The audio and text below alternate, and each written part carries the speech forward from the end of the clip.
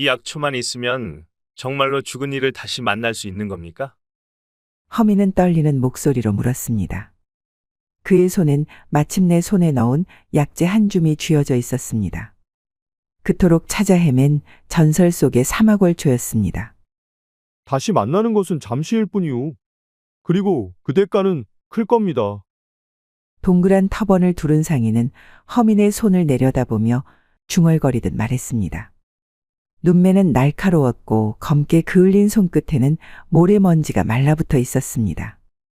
사막 한복판 모래바람 부는 이국의 장터에서 허민은 끝내 그것을 손에 넣었습니다. 수년간 떠돌아다니며 약초와 비법서를 수집한 피나는 노력의 결과였습니다. 허민은 조선에서 온 젊은 약재 연구자였습니다. 이름 있는 약방 집안에서 태어났지만 그는 어릴 적 어머니를 병으로 잃었습니다. 40이 채 되지 않은 나이에 피를 토하며 세상을 떠났던 어머니는 허민에게 세상의 전부였습니다. 허민은 어머니가 눈을 감던 날 두 손을 붙잡고 약속했습니다. 어머니, 언젠가 반드시 살아서 어머니를 다시 만나겠습니다. 무슨 수를 써서라도 그 방법을 찾겠습니다. 그 후로 그의 삶은 오직 한 방향을 향해 흘러갔습니다. 죽은 사람을 다시 볼 수 있는 약이 있을지도 모른다는 믿음 하나만으로 그는 장터의 주막에서 상인들의 옷자락을 붙잡고 사방을 떠돌며 귀동냥을 했습니다. 때로는 사기꾼들에게 속아 금전과 체면을 잃기도 했고 때로는 외딴 사찰에서 외국어로 쓰인 고서를 베껴 오기도 했습니다. 집안에서는 그를 내쳤고 그는 누구의 기대도 받지 못한 채 외롭게 약초와 꿈만 쫓았습니다. 죽은 자와 만나는 것은 신의 영역이라 하지 않았습니까? 그에게 경고하는 자도 있었습니다. 하지만 허민은 믿었습니다. 누군가는 의지할 수 있는 기적을 만들어야 한다고 생각했습니다. 그 신념 하나로 그는 서역의 모래산을 넘고 피에 젖은 사막을 지나 끝내 달이 가장 밝은 밤에만 피는 그 전설의 꽃을 손에 넣었습니다. 돌아오는 길 그는 기력의 한계를 몇 번이고 넘기며 겨우 한양으로 돌아왔습니다. 작은 초가 하나를 빌려 스스로 설계한 비밀 약방을 꾸미고 외국 상인에게 배운 제조법을 응용해 몽중환을 빚어냈습니다. 말 그대로 한 알의 약을 위해 그의 수년이 들어간 셈이었습니다. 약이 완성되던 날 밤 허민은 그 약을 자신에게 써보았습니다. 달빛이 뜨겁게 내리쬐던 밤 그는 물 한 그릇에 풀어 넣은 몽중환을 마셨습니다. 그리고 눈을 감았습니다. 꿈속에서 그는 산길을 올라가고 있었습니다. 그때 저 멀리 한 여인이 서 있는 것을 발견했습니다. 어머니였습니다. 허민은 단숨에 달려가 품에 안겼습니다. 어머니! 미나, 우리 민이 많이 컸구나. 그녀는 허민의 머리를 어루만졌습니다. 머리카락을 쓸어 넘기던 손끝은 따뜻했고 목소리는 그리운 자장가처럼 가슴 깊이 스며들었습니다. 어머니, 제가 해냈습니다. 약을 만들었어요. 이 약 덕분에 어머니를 다시 뵐 수 있었습니다. 고생했구나. 이젠 그만 아파도 된다. 허민은 눈물을 참지 못하고 오열했습니다. 눈물에 잠긴 얼굴로 어머니의 얼굴을 한 번 더, 두 번 더 쓰다듬었습니다. 하지만 꿈은 오래가지 않았습니다. 어머니의 품이 서서히 멀어졌고 아침 햇살이 창틈으로 비치며 현실로 돌아오게 했습니다. 눈을 뜬 허민은 오랫동안 침상에 앉아 있었습니다. 손끝에 남은 어머니의 체온이 점차 식어가는 것을 느끼며 허민은 천천히 웃었습니다. 그는 알고 있었습니다. 이 약이 진정한 부활을 의미하는 것이 아니라는 것을. 하지만 단 한 번의 재회라도 남겨진 자에겐 무엇과도 바꿀 수 없는 위로가 된다는 것을 그는 이제 몸으로 알게 되었습니다. 며칠 뒤 허민은 장터에서 다시 사람들과 마주했습니다. 한 노인이 딸을 병으로 잃고 매일 집 앞 장독대에 앉아 멍하니 하늘만 바라본다는 이야기를 들었습니다. 노인의 얼굴엔 허민의 얼굴과 똑같은 상실의 그림자가 드리워져 있었습니다. 허민은 노인의 어깨에 손을 얹었습니다. 그 분과 다시 만나고 싶으십니까? 노인은 대답하지 못하고 눈물만 흘렸습니다. 그 눈물을 보며 허민은 조용히 고개를 끄덕였습니다. 그럼 제가 도와드리겠습니다. 그날 밤 허미는 결심했습니다. 자신의 손으로 만든 이 약을 통해 단 한 사람이라도 자신처럼 위로받을 수 있다면 그것으로 족하다고 생각했습니다. 내가 느꼈던 그 위로를 많은 고통받는 사람들에게도 느끼게 해주고 싶구나. 하지만 허미는 가난했고 약방을 열기 위한 자금을 빌리기 위해서 먼 곳에 사는 친척에게 찾아가게 되었습니다. 밤이 깊자 험한 길을 가던 허미는 도무지 길을 찾을 수가 없었죠. 폭풍우가 휘몰아쳐서 걷던 중에 방향을 잃고 만 것이었습니다. 사방이 어둠에 휩싸이니 당황함은 더욱 커져만 갔답니다. 아이고, 이런 날씨에 길을 잃다니 이런 일이 있는가. 허민이 비를 맞으며 한숨을 내쉬는데 멀리서 희미한 등불 하나가 보였답니다. 그는 서둘러 그 불빛을 향해 걸음을 옮겼죠. 누구시옵니까? 문을 연 것은 27쯤 되어 보이는 젊은 과부였답니다. 그녀의 이름은 월양이라 했죠. 그녀는 남편을 잃은 지 1년이 채 되지 않은 과부였습니다. 그녀의 고운 눈매와 가느다란 목선은 꽃처럼 아름다웠죠. 비를 피하고자 왔어. 혹시 하룻밤만 재워주실 수 있겠어? 월양은 잠시 망설이다가 문을 활짝 열었답니다. 들어오십시오. 곧불 드시겠사옵니다. 젖은 도포 자락을 벗으며 허민이 방으로 들어서자 월양은 슬쩍 눈길을 피했답니다. 하지만 그 짧은 순간 그녀의 눈동자에 허민의 젖은 속꽃 너머로 비치는 탄탄한 가슴팍이 비쳤던 것을 아는 이는 달빛 아래 숨어있던 까치 한 마리뿐이었죠. 옷이 다 젖으셨사옵니다. 저의 서방님께서 입으시던 옷이 있사옵니다. 월양은 머뭇거리며 고인이 된 남편의 옷을 내어주었고 수줍게 등을 돌렸습니다. 허민은 머쓱해하며 옷을 갈아입었답니다. 월양은 이내 정갈하게 준비한 찻잔에 따뜻한 차를 내었죠. 산에서 직접 딴 들국화차였습니다. 이런 날씨에 어디로 가시는 길이셨사옵니까? 먼 곳에 사는 친척을 찾아가는 길이었다오. 가는 길에 길을 잃었지만 도중에 이렇게 좋은 인연을 만났으니 오히려 감사할 따름이요. 두 사람은 초가의 좁은 방에서 차를 마시며 이야기를 나누었답니다. 불빛에 비친 월양의 가녀린 손목이 찻잔을 돌릴 때마다 허민의 시선은 자꾸만 그곳에 머물렀죠. 그리고 이야기는 어느새 허민이 만든 몽중안으로 흘러갔답니다. 그런 신비한 약이 있단 말이옵니까? 정말로 돌아가신 이를 만날 수 있다는 말씀이시옵니까? 그 물음에 허민은 품속에서 작은 비단 주머니를 꺼내서 월양에게 보여주었답니다. 그것은 바로 몽중안의 실물이었죠. 서쪽 먼 나라 사막 그곳에 아주 깊은 곳에서만 자라는 희귀한 꽃으로 만들었다는 바로 그 약이었습니다. 어찌어찌 그 꽃이 피어있는 곳까지 간다고 하더라도 그 꽃은 보름달이 밝게 빛나는 밤에만 꽃잎을 펼치는 꽃이었습니다. 그렇소. 이것을 복용하면 돌아가신 이를 꿈속에서 다시 만날 수 있게 된다오. 월양의 눈에 다시 이슬이 맺혔죠. 그녀의 떨리는 손이 주머니를 향해 뻗어갔답니다. 지금 말씀하신 내용이 진정 참말이시옵니까? 한번 시험해 보시겠소? 월양의 손이 약을 받아들 때 두 사람의 손끝이 스쳤고 미묘한 전율이 허민의 등줄기를 타고 올라오는 것 같았습니다. 월양은 몽중안을 복용하고 잠이 들었답니다. 꿈속에서 그녀는 서방을 만났죠.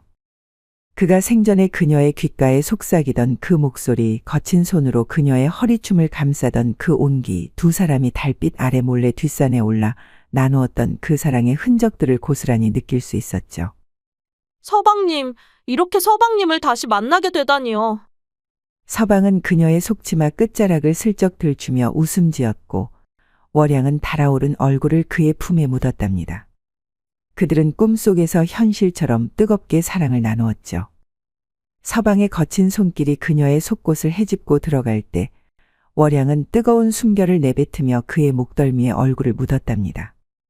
서방님, 서방님이 떠난 후로 저는 찬소리만 맞고 사는 것 같았사옵니다.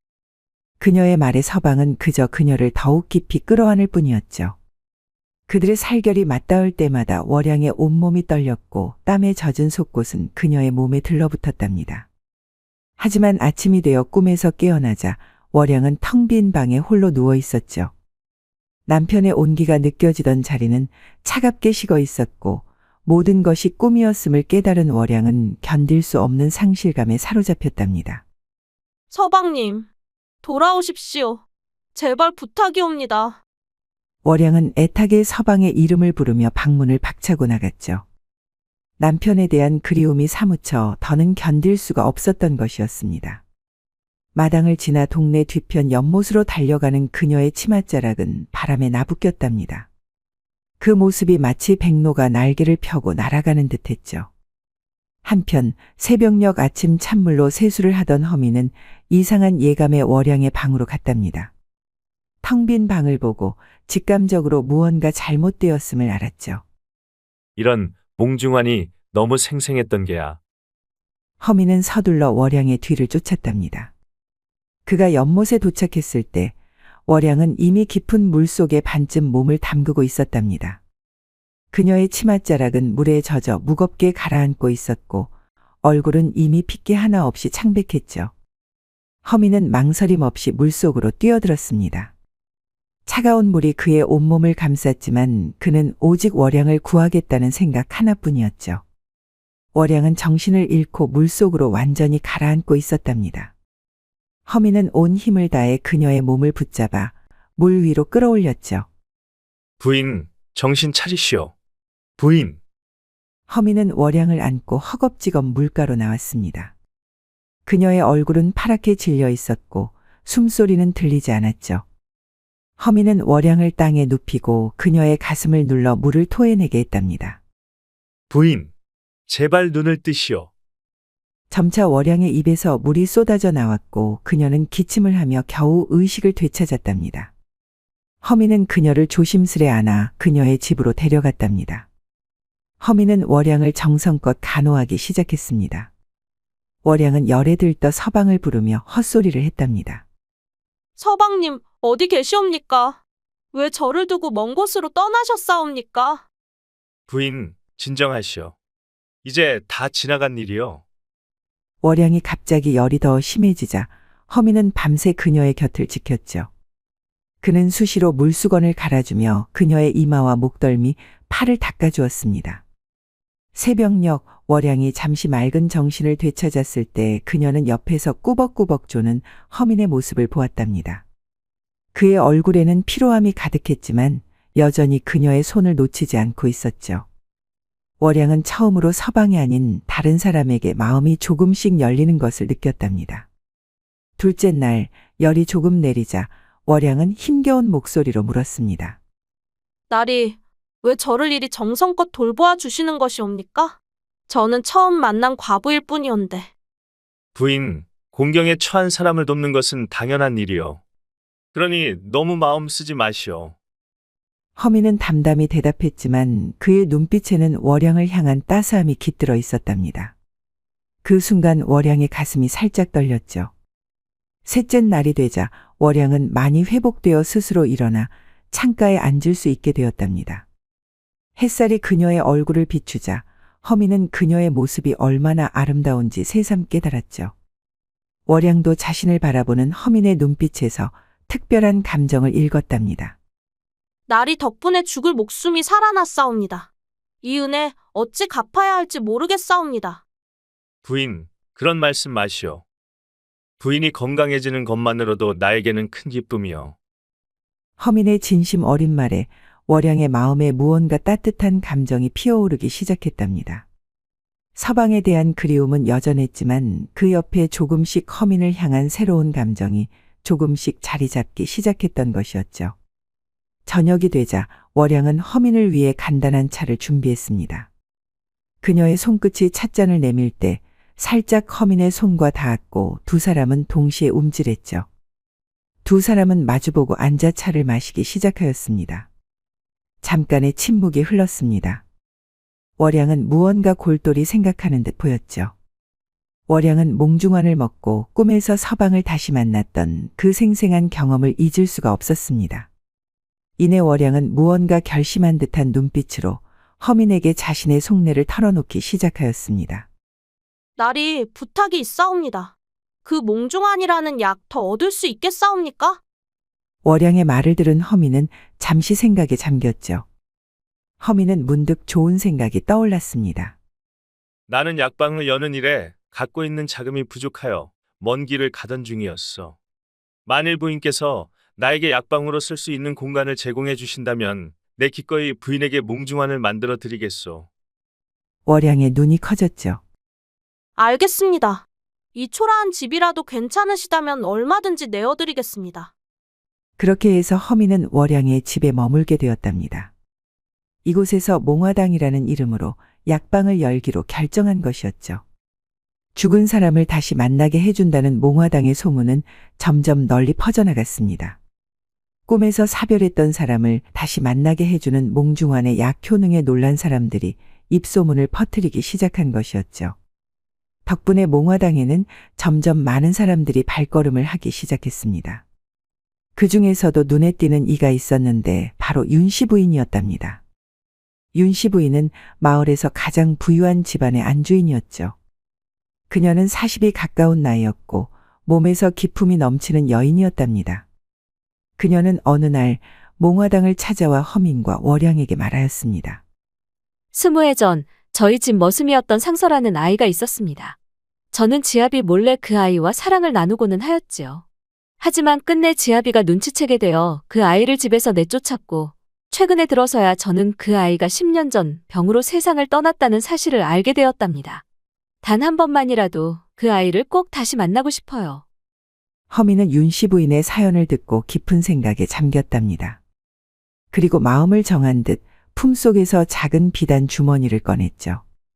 마님, 이 약은 단 한 번의 만남만을 허락할 것입니다. 너무 깊이 빠지지 마시고 위안을 얻는데 그치시길 바랍니다. 허민의 말에 윤씨 부인은 고개를 끄덕였죠.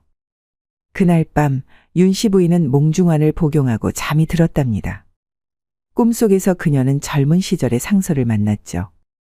윤씨 부인이 처음 그를 본 순간처럼 상서는 장작을 패고 있었고 땀에 젖은 등줄기가 햇살에 반짝였죠. 마님, 오랜만이옵니다. 상서의 한마디에 윤씨 부인은 주체할 수 없는 눈물을 흘렸답니다. 상서야, 이리 오너라. 네 얼굴을 너무도 보고 싶었다. 어찌 저를 아직도 찾으시옵니까? 이미 20년이 흘렀사옵니다. 그 세월 동안 하루도 너를 잊은 적이 없다.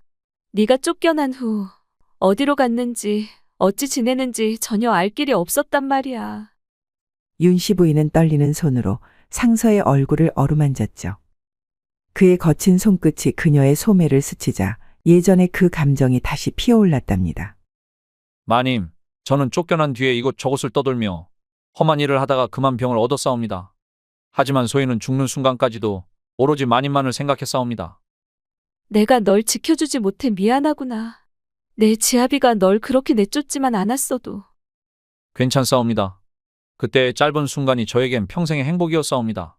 마님도 이제는 그 추억을 가슴에 묻고 앞으로의 인생을 편하게 사시옵소서. 윤씨 부인과 상서는 꿈속에서 서로를 부둥켜 안고 오랫동안 울었답니다. 꿈에서 깨어난 윤씨 부인의 얼굴에는 평온함이 깃들어 있었답니다.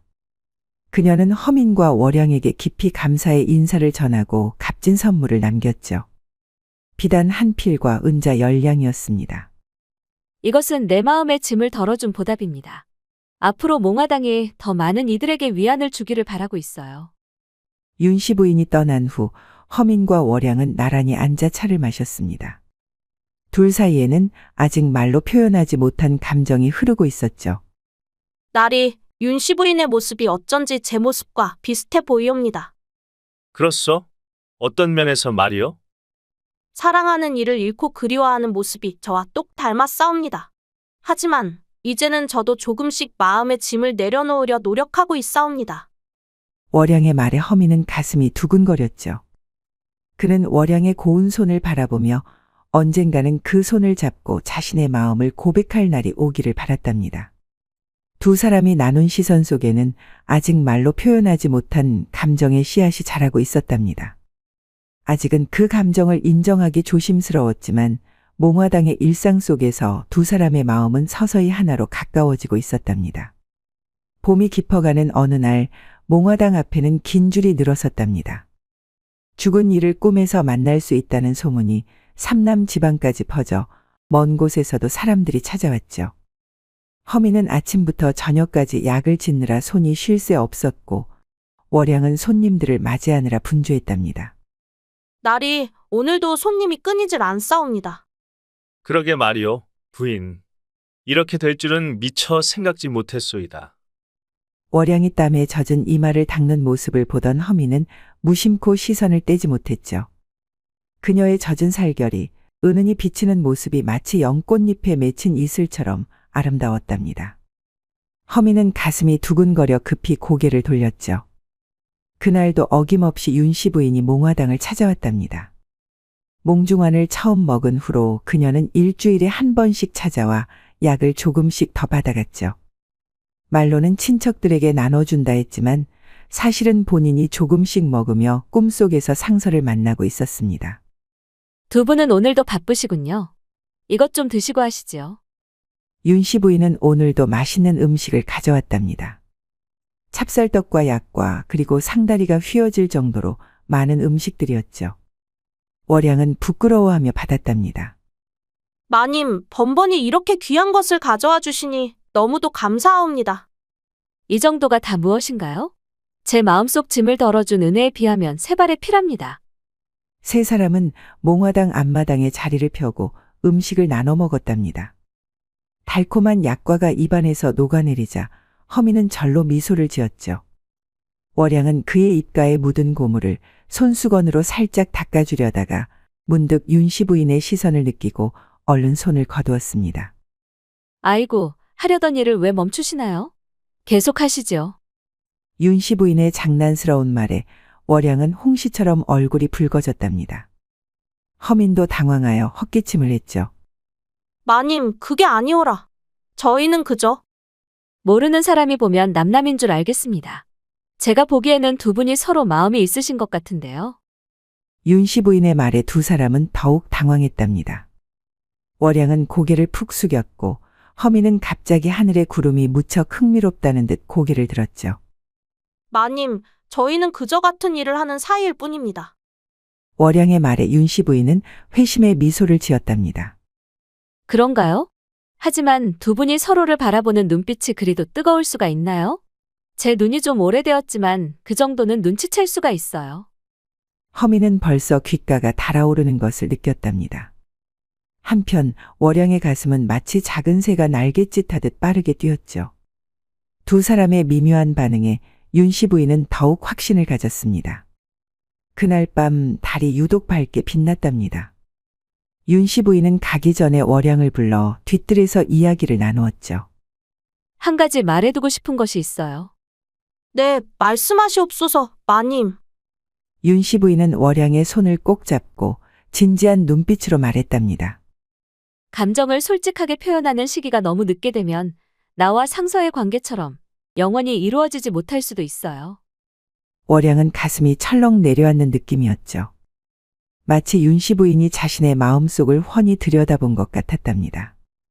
하지만 마님, 저는 아직 서방님에 대한 월양 아씨가 자신의 지아비를 사랑했던 마음까지 모두 버리라는 것이 아니에요. 하지만 산 사람의 가슴에는 언제든 다시 새로운 사랑이 피어날 수 있는 법이랍니다. 윤씨 부인은 멀리 달을 바라보며 말을 이었죠. 저와 상서는 신분의 벽에 가로막혀 평생 가슴앓이만 했답니다. 저는 결국에는 그러다가 모든 것을 다 놓치고 말았지요. 하지만 아가씨와 허 선생은 다르지 않은가요? 무엇이 두려워서 마음을 숨기시나요? 그 말은 화살처럼 월양의 가슴에 꽂혔답니다. 말을 마친 윤씨 부인은 묘한 미소를 보이며 자신의 집으로 돌아갔습니다. 월양은 홀로 남아 윤씨 부인의 말을 되새겼죠. 다음 날 몽화당은 평소처럼 분주했답니다. 하지만 월양의 마음은 평소와 달랐죠. 그녀는 약재를 정리하는 허민의 모습을 자꾸만 훔쳐보았답니다. 그의 손가락이 약재를 다루는 모습이 왜 이리도 좋아 보이는 것인지. 부인, 무슨 생각을 그리 깊이 하시오?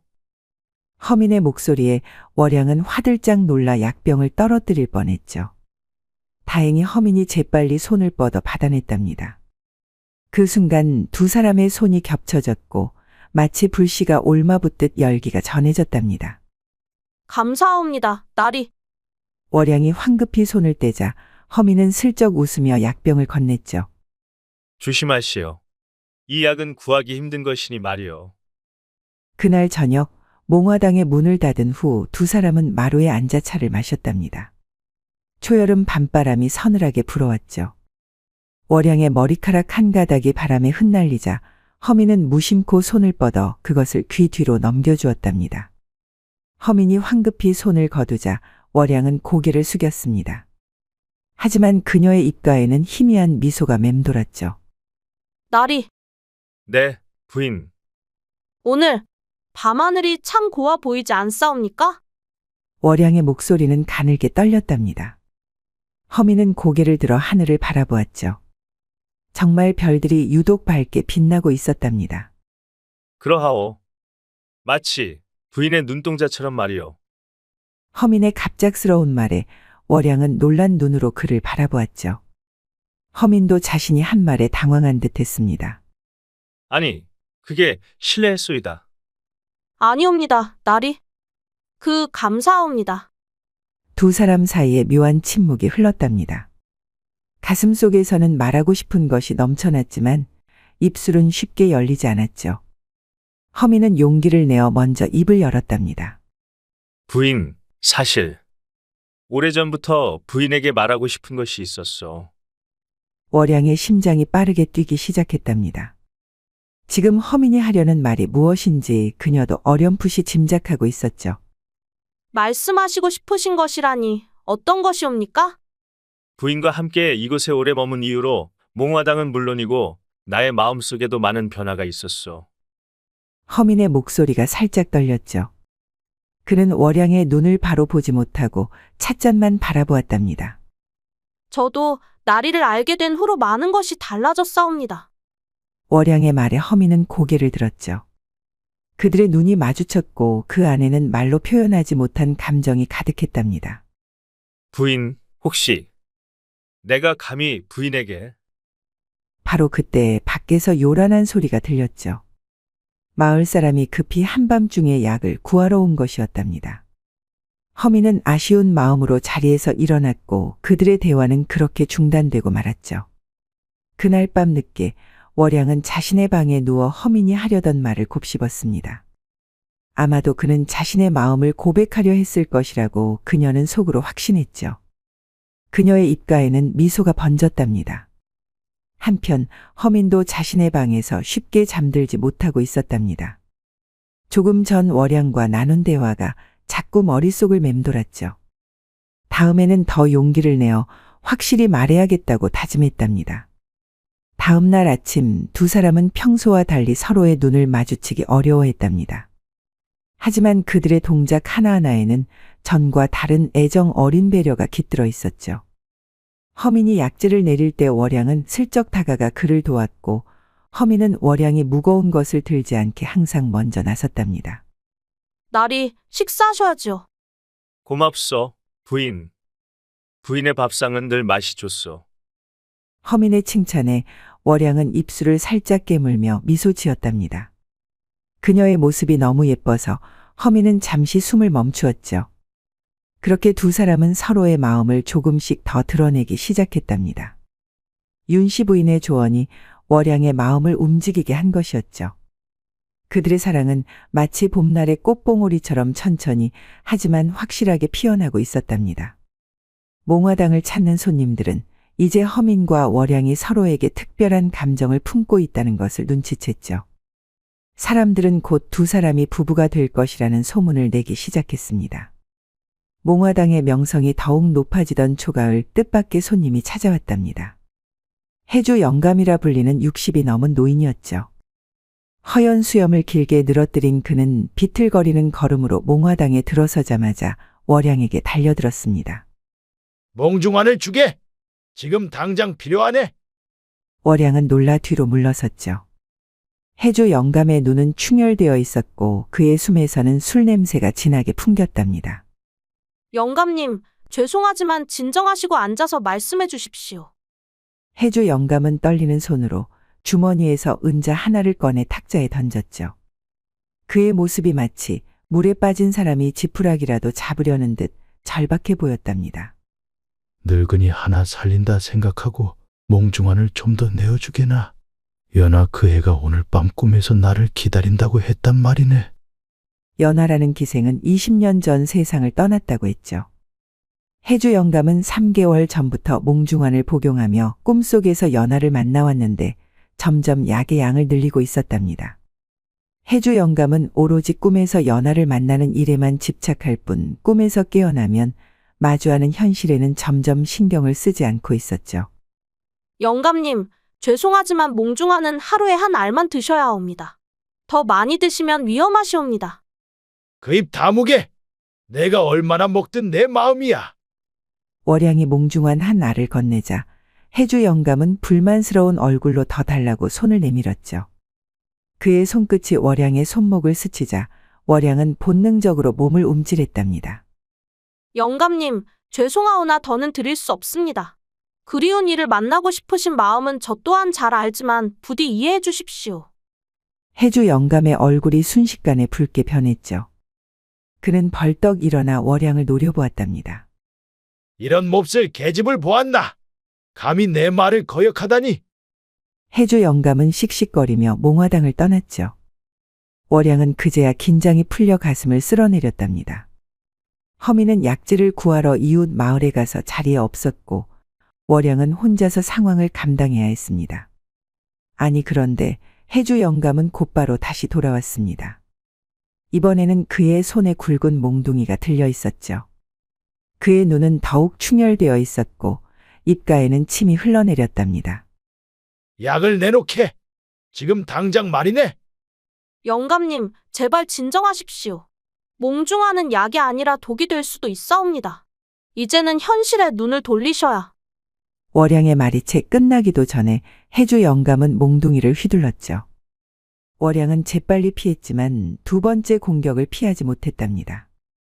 몽둥이가 그녀의 어깨를 강타했고 월양은 비명을 지르며 바닥에 쓰러졌죠. 이 망할 계집이. 어디 맛 좀 보아라. 해주 영감은 미친 듯이 월양을 몽둥이로 때리기 시작했답니다. 그녀의 가녀린 몸이 몽둥이 아래 무참히 짓밟혔죠. 월양의 비단 치마가 찢어지고 붉은 피가 하얀 속치마를 물들였답니다. 영감님, 제발 멈춰 주십시오. 월양의 애원에도 해주 영감은 멈추지 않았죠. 그는 마치 눈앞에 있는 사람이 월양이 아닌 다른 누군가인 것처럼 광기에 사로잡혀 있었답니다. 마침내 월양이 의식을 잃자 해주 영감은 약방으로 달려가 몽중환이 보관된 상자를 찾아 품 안에 모두 쓸어 담았죠. 그리고는 도망치듯 몽화당을 빠져나갔답니다. 얼마 시간이 지나 뒤늦게 허민이 약재를 가득 안고 돌아왔습니다. 그는 문이 활짝 열린 몽화당을 보고 이상한 예감의 발길을 더욱 재촉했답니다. 부인? 내가 돌아왔어. 대답이 없자 허민은 방으로 들어갔고 그 순간 그의 손에서 약재 뭉치가 우두둑 떨어졌답니다. 바닥에는 월양이 피투성이가 되어 누워 있었죠. 그녀의 입에서 피가 흘러나왔고 얼굴은 창백하게 변해 있었습니다. 부인, 이게 어찌된 일이요? 허민은 달려가 월양을 안아 일으켰죠. 그녀의 몸은 이미 차갑게 식어가고 있었답니다. 허민은 눈물을 흘리며 애타게 월양을 불렀죠. 부인, 정신 차리시오. 제발. 허민은 급히 월양을 침상에 뉘이고 서둘러 그녀의 상처를 돌보았습니다. 급한 치료가 숨가쁘게 마무리되자 월양은 겨우 가쁜 숨을 몰아쉬기 시작했죠. 월양이 살아있다는 것을 확인하자 허민은 눈에 불을 켜고 사람들을 찾아다니며 대체 자신이 자리를 비운 사이 몽화당에서 무슨 일이 있었는지 묻고 다녔습니다. 몽중환을 구하러 왔던 사람들은 웬 영감이 몽화당 안에서 미친 듯이 날뛰며 몽둥이로 월양을 마구 내리치는 것을 보았다고 말했습니다.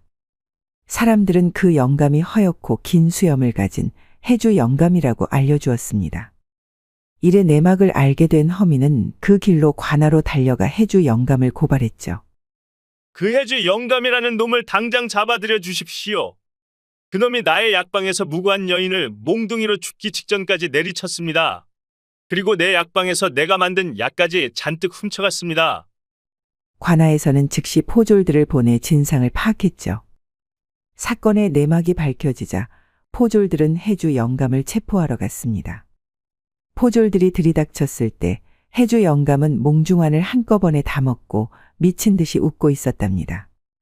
포졸들이 해주 영감을 옥에 가두는 동안 허민은 다시 몽화당으로 돌아왔습니다. 허민은 자신이 아는 모든 약초의 지식을 동원해서 월양을 살리려 했답니다. 상처에 약을 바르고 피를 멈추게 하고 내상을 치료하기 위한 약을 다렸죠. 허민의 손길이 월양의 몸을 어루만질 때마다 허민의 눈에서는 눈물이 흘렀답니다. 부인, 제발 버티시오. 절대 포기하지 마시오. 밤새도록 허민은 월양 곁을 지켰습니다. 허민은 월양을 정성스레 간호하며 하늘에게 그녀의 목숨을 살려달라고 간절히 기도했죠. 허민의 노력에도 불구하고 이튿날 아침이 되자 이제 월양의 숨은 거의 느껴지지 않았고 맥박도 미약하였답니다. 허민은 더 이상 어찌할 바를 모르고 그녀의 손을 꼭 잡았죠. 허민은 그녀의 창백한 모습을 보니 가슴이 찢어지는 것 같았죠. 그는 더 이상 자신의 감정을 억누를 수가 없었습니다. 부인 없이 나 혼자 어찌하라는 말이오. 부인, 제발 눈을 떠주시오. 허민은 월양을 부드럽게 끌어안았죠. 그녀의 차가운 몸에 자신의 온기를 전하려는 듯 꼭 안았답니다. 그의 눈물이 월양의 목덜미에 떨어졌고 그 느낌이 마치 봄비처럼 그녀의 피부를 적셨죠. 부인, 제발 가지 마시오. 내 평생 부인과 함께하며 살아가고 싶소. 부인 없이는 나는 더는 하루도 혼자 살아가지 못할 것 같소. 허민의 가슴에서 흐느낌이 터져나왔습니다. 그의 손이 월양의 긴 머리카락을 쓰다듬고 그녀의 얼굴을 감싸 안았죠. 그때였답니다. 월양의 눈꺼풀이 미세하게 떨리더니 월양이 천천히 눈을 떴죠. 나리. 허민은 자신의 귀를 의심했답니다. 그는 얼른 월양의 얼굴을 들여다보았죠. 창백했던 그녀의 뺨에 희미하게 홍조가 돌기 시작했습니다. 부인, 정신이 드시오? 아이고, 하늘이시여 감사합니다. 겨우 정신을 차린 월양은 작은 목소리로 허민에게 말하였습니다. 나리 없이는 더는 홀로 살아갈 수가 없사옵니다. 저에게도 나리는 없어서는 안 되는 분이 되셨사옵니다. 그 말을 듣는 순간 허민의 눈에서 행복의 눈물이 쏟아졌답니다. 그는 조심스레 월양의 이마에 입술을 맞추었죠. 이제 2번 다시 부인 곁을 떠나지 않을 것이오. 월양의 입가에 희미한 미소가 번졌죠. 그녀의 손이 떨리며 허민의 손을 찾았고 두 사람의 손가락이 서로 얽혔답니다. 두 사람의 눈에는 이제 서로를 향한 확실한 사랑이 담겨 있었답니다. 죽음의 문턱에서 돌아온 월양은 매일 조금씩 건강을 회복해갔죠. 허민은 한시도 그녀의 곁을 떠나지 않고 정성껏 간호했답니다. 해주 영감은 관아의 처분을 받아 옥살이를 하는 신세로 전락했죠. 그는 너무 많은 몽중환을 복용한 탓에 현실과 꿈의 구분을 완전히 잃어버리고 말았답니다. 한 달이 지나 완전히 회복된 월양은 처음으로 마당에 나왔죠. 가을 햇살이 그녀의 얼굴을 비추자 허민은 그녀가 얼마나 아름다운지 다시 한번 깨달았답니다. 부인, 몸은 좀 어떠시오? 네, 나리. 이제 완전히 나았사옵니다. 다 나리 덕분이옵니다. 허민은 조심스레 월양의 손을 잡았죠. 그들의 손이 맞닿은 곳에서 따스한 온기가 퍼져나갔답니다. 내 부인을 다시는 위험에 빠뜨리지 않겠소. 평생 곁에서 부인을 지킬 것이오. 월양은 수줍게 미소 지었죠. 그녀의 눈에는 행복의 눈물이 맺혔답니다. 제가 저승으로 가지 않고 다시 이승으로 돌아올 수 있었던 것은 모두 나리 덕분이옵니다. 그것이 무슨 말이오? 제가 저승으로 끌려가려는 순간에 나리의 목소리가 들려왔사옵니다. 나리의 목소리가 저를 다시 이승으로 불러들인 것 같았사옵니다. 그 말을 들은 허민은 월양을 부드럽게 품에 안았죠. 그들의 마음은 이미 하나가 되어 있었답니다. 허민과 월양은 사람들의 축복을 받으며 마침내 혼례를 올렸습니다. 혼례 첫날 밤 허민은 조금씩 월양에게 몸을 기울였고 그녀도 눈을 감으며 그에게 다가갔답니다. 처음으로 두 사람의 입술이 맞닿았을 때 마치 세상의 모든 소리가 멈춘 것 같았죠. 달콤하고 부드러운 입맞춤이 이어지는 동안 월양의 온몸에 전율이 흘렀답니다. 그녀의 작은 신음이 허민의 입술에 스며들었죠. 허민은 천천히 월양의 허리를 감싸 안았고 그녀는 그의 가슴에 몸을 맡겼답니다. 허민의 손이 월양의 속저고리를 벗기기 시작했습니다. 그녀의 설레는 가슴이 드러났을 때 허민은 감탄의 한숨을 내쉬었죠. 그녀의 살짝 솟아오른 봉우리가 분홍빛으로 물들어 있었던 것이었답니다. 너무 아름다우시오. 허민의 진심 어린 칭찬에 월양은 수줍게 웃었답니다. 그녀의 손이 허민의 옷자락을 붙잡았죠. 나리도 옷을 벗어주시옵소서. 허민은 급히 자신의 도포와 저고리를 벗었습니다. 드러난 그의 상체는 탄탄하게 잡힌 근육으로 가득했죠.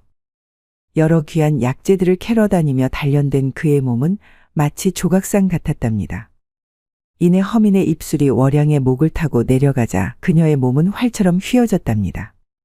그녀의 가슴에 입을 맞출 때 월양은 작은 신음을 참지 못했죠.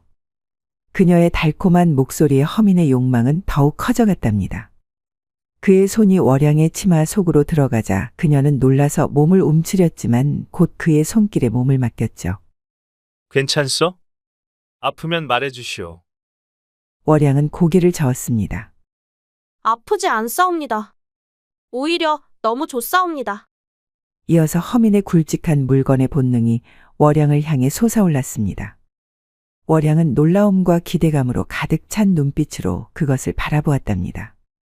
허민은 조심스럽게 그녀 위에 올라탔고 마침내 두 사람의 몸이 하나가 되었죠. 처음에 날카로운 통증에 월양은 신음했지만 곧 그 고통은 말로 표현할 수 없는 쾌감으로 변해갔답니다. 두 사람의 몸은 마치 춤을 추듯 리듬을 맞추기 시작했죠. 허민의 힘찬 움직임에 월양은 신음을 참지 못했답니다. 그녀의 손톱이 허민의 등을 긁자 허민의 몸에 붉은 자국이 남았죠. 허민의 목소리는 거칠어졌고 그의 움직임은 더욱 빨라졌답니다. 월양의 몸은 마치 파도처럼 일렁였고 그녀의 신음은 점점 커져갔죠. 그녀가 허민의 이름을 부를 때마다 허민의 심장은 더욱 빠르게 뛰었답니다. 두 사람의 숨결이 하나가 되고 그들의 영혼이 서로를 감싸 안았죠. 마침내 절정의 순간이 찾아왔을 때 월양은 큰 소리로 신음했고 허민도 거친 숨을 내쉬었답니다. 격정이 가라앉고 허민은 월양의 곁에 누웠습니다. 두 사람은 서로를 바라보며 미소 지었죠. 달빛이 창문으로 스며들어 그들의 땀에 젖은 몸을 비추었답니다. 사랑하오, 부인. 저도 서방님을 사랑하옵니다. 두 사람은 다시 한번 부드럽게 입을 맞추고 서로의 팔 안에서 깊은 잠에 빠져들었답니다. 그리고 시간이 흘러 이듬해 봄, 몽화당 앞마당에는 꽃이 만발했답니다. 벚꽃과 진달래가 화사하게 피어나 몽화당을 찾는 이들의 마음을 밝게 해주었죠.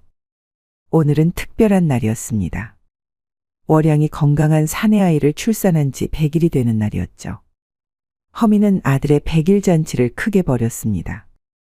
마을 사람들과 멀리서 온 손님들도 초대하여 함께 기쁨을 나누었죠. 윤씨 부인도 잔치에 참석해서 둘의 경사를 축하해 주었습니다. 몽화당은 이제 단순한 약방이 아니라 마을의 중심이 되었답니다. 사람들은 약을 구하러 오기도 했지만 때로는 그저 이야기를 나누고 위로를 받기 위해 찾아오기도 했죠. 허민과 월양은 몽중환의 처방을 크게 줄이는 대신 마음을 치유하는 상담과 대화에 더 중점을 두기 시작했답니다. 사람들의 아픔과 그리움을 들어주고 그들이 꿈이 아닌 현실에서 행복을 찾을 수 있도록 도와주었던 것이죠. 두 사람은 서로의 손을 꼭 잡고 몽화당을 바라보았답니다. 이제 그들은 더 이상 꿈에 의존하지 않았습니다. 그들의 현실이 꿈보다 더 아름다워졌으니까요. 야다마 씨의 다음 이야기를 빠르게 시청하시려면 동그라미를 클릭하여 구독을 눌러주세요. 감사합니다.